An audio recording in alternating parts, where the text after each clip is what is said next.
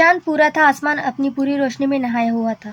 यही रात थी जब उनकी आत्माएं और भी गहराई से जुड़ रही थी। दोनों को दूर होकर भी एक दूसरे की धड़कनें महसूस हो रही थी। चांद की ऊर्जा उनके रिश्ते को और भी मजबूत बना रही थी। डिवाइन फेमिनाइन चांद की रोशनी के नीचे ध्यान कर रही थी, अपने ट्विन फ्लेम के लिए प्रेम, शांति और प्रार्थना कर रही थी। डिवाइन मैस्कुलाइन बेचैन था। चांदनी रात उसकी आत्मा को हिला रही थी, अपने डीएफ की याद दिला रही थी। चांदनी ने उनके भीतर दबे हुए जज्बातों को जगाना शुरू कर दिया। वह सब कुछ साफ दिखने लगा जिसे वह अब तक नजरअंदाज कर रहे थे। उस रात उनका टेलीपैथिक कनेक्शन और तेज हो गया। बिना बोले ही दोनों एक दूसरे की सोच पढ़ पा रहे थे। डीएफ ने अपने दिल की ऊर्जा भेजी और डीएम ने उसे दूर रहकर भी हीलिंग महसूस किया। डीएम को अपने डीएफ के साथ बिताए हुए पलों की याद आने लगी। उसकी आंखें नम हो गई।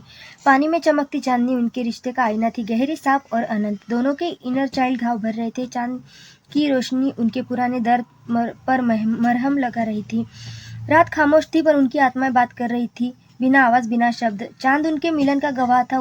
उसने उसकी आत्माओं के वचन सुने और सहेजे। डीएफ ने चांदनी के नीचे नृत्य किया और उसकी वाइब्रेशन डीएम तक पहुंच गई। डीएम ने अपनी डायरी में लिखा, मैं उसे चाहता हूँ, चाहे दुनिया समझे या ना समझे। फुल मून ने डीएम की अवेकनिंग शुरू कर दी। अब वह उसके इमोशन से भाग नहीं सकता था। उसी रात दोनों ने सपनों में एक दूसरे को देखा और आत्मिक मिलन का अनुभव किया। चांद की ऊर्जा उनके डर को दूर कर रही थी। अब सिर्फ प्रेम और विश्वास बचा था। चांदनी रात में दोनों को साइन मिले, नंबर, सॉन्ग और ड्रीम्स जो उन्हें फिर से जोड़ रहे थे। उनकी आत्माएं चांद की रोशनी में एक हो गई, जैसे दो लपटें मिलकर एक ज्वाला बन गई हो। अंत में फुल मून ने उन्हें आशीर्वाद दिया। उनके दिलों में शांति और प्रेम बस गया।